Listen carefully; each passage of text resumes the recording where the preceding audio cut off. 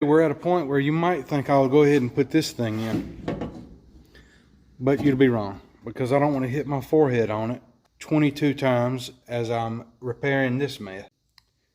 But before I tackle something of this magnitude, I'm still going to tiptoe around that, and let's look at this area. So this shock tower area right here, there's a piece that covers the bucket that this spring goes in. The bucket itself up in here is totally solid, so we're not going to have some kind of catastrophic spring failure. And with that being said, I'm thinking about just removing the bad metal and just doing a big overlapping patch. With my limited welding experience, I found that doing a lap weld, I'm getting better results with lap weld.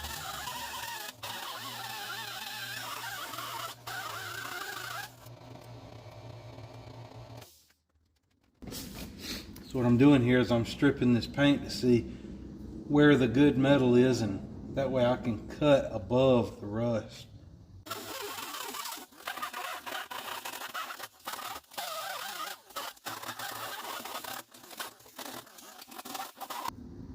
All right, what we've got is some like 2-ply metal here. So when I cut, I need to make sure I'm not going all the way through both pieces.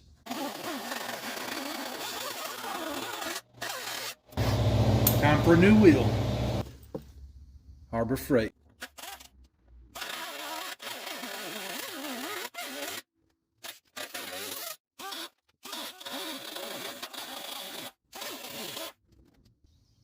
This is where I need to start looking at just cutting one layer of metal and not getting into the spring perch frame part.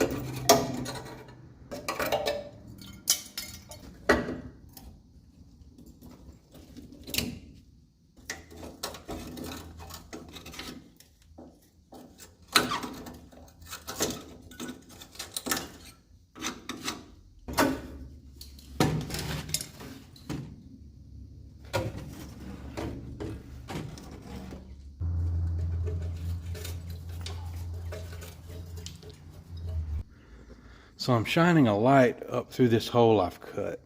And if you move over here, here we are. If you look down through this little tunnel here, you see the area.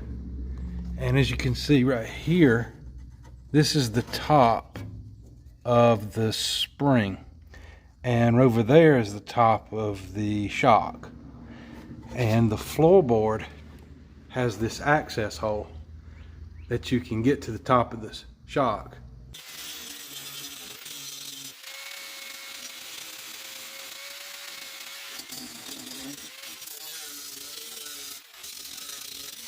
I was hitting that with a grinder in hopes that with this grinded down to bare metal, if I put a patch panel over this, I might be able to get a little spot weld through the center of it right there. And then I'm hoping that maybe I could weld this up or put a patch over it, because there's kind of a crack right there. I'm beginning to learn that a lot of the components on this van are not very thick sheet metal. I went in the house and got a sheet of paper. I'm gonna lay it up there and sort of push in. The idea is to get a crease on the paper where the hole is.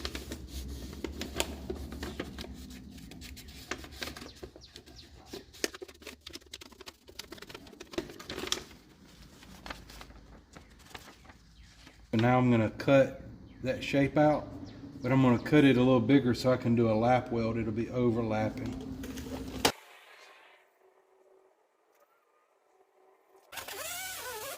I'm being really rough on these cutoff wheels. I finally got this shape cut off. It took a lot more effort than it should have. Has anybody ever noticed the 40 grit doesn't cut as easily and quickly as a 60 grit? Because this took way too much effort to cut out. Anytime I'm doing a lap weld or welding something that I can't access the back of, I like to use this weld through primer. So there's no way I want to leave the back side of this bare for rust. So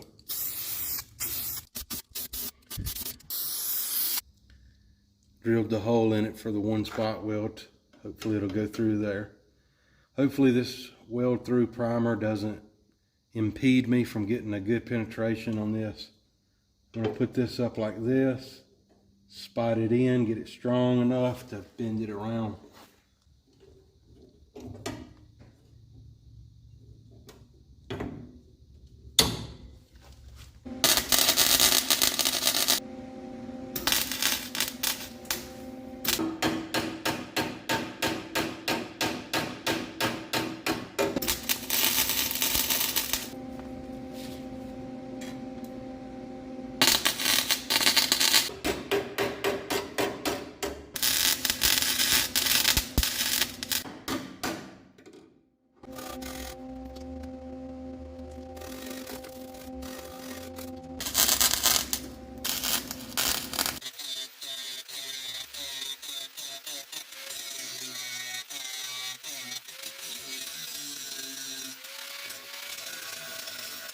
This is starting to look a little better.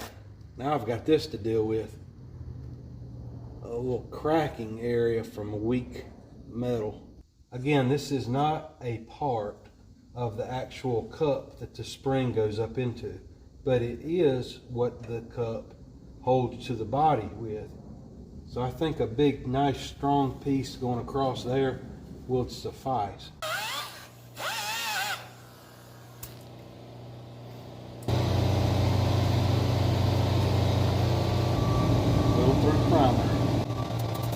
Painting the back side of the patch. There's the piece, primed on the back side, clamped into place. I'm going to weld that side on, right there, and then bend it around and continue the welds.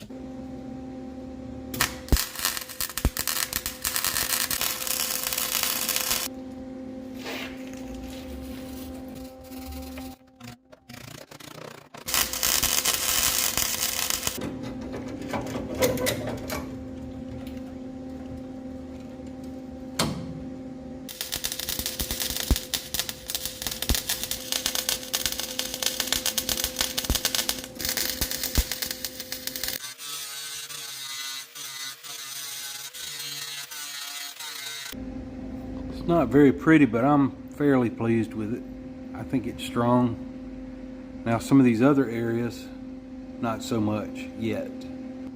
Starting to get kind of trashy around the band, so I'm going to do a cleanup.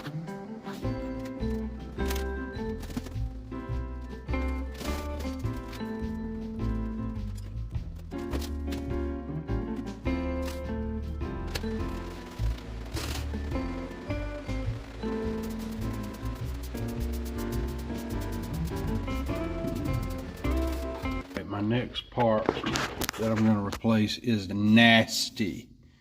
It is this area right here. It bolts from like the K-member, if you call it that, which is good heavy steel, to the shock tower area on the body. And it is quite rusted. I'm going to zoom up on that nut or bolt there. I'm going to try to take that out.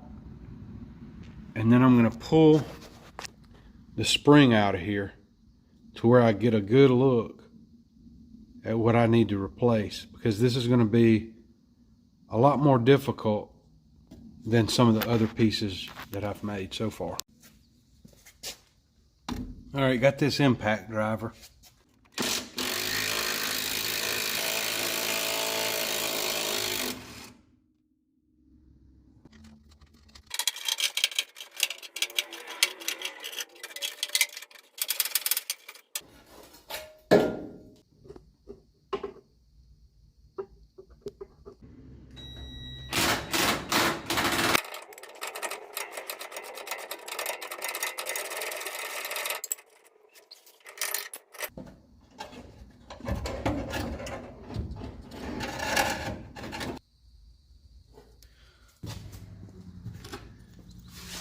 this little retainer here was at the top of the coil spring, so I took that off.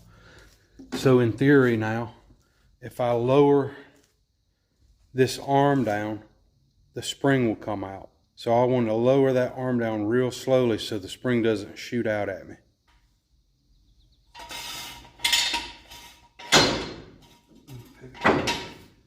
Put it there. That'll allow the suspension to open all the way up.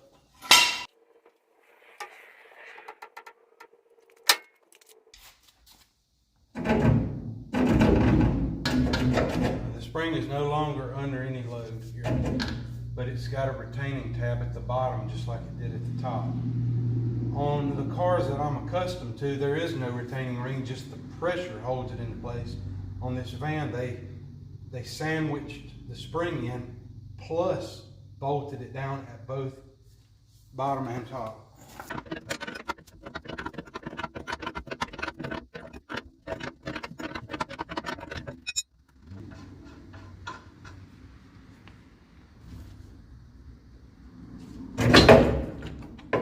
Okay, out comes the spring now, come on.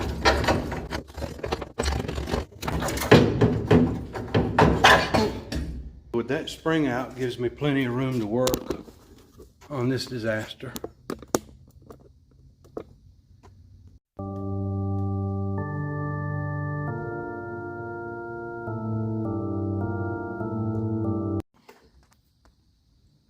All right, I'm just over here making some observations.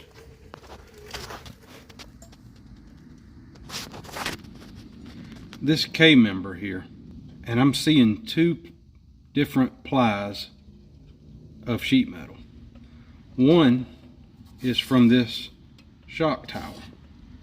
The other is the body and frame that's supposed to go this way. Look at how clean this side is. You have, obviously, the body, which continues on to the unibody, and above that the shock tower. And so that is what this side is supposed to look like. So my thinking is, go ahead and unbolt this K-member from the body, let it drop an inch or so, and it'll make it easier to work on all this. I think this is part 9 of the van restoration. I've had a lot of fun so far filming for everybody. I hope you'll subscribe or like or drop a comment in. I'll try to respond to each one.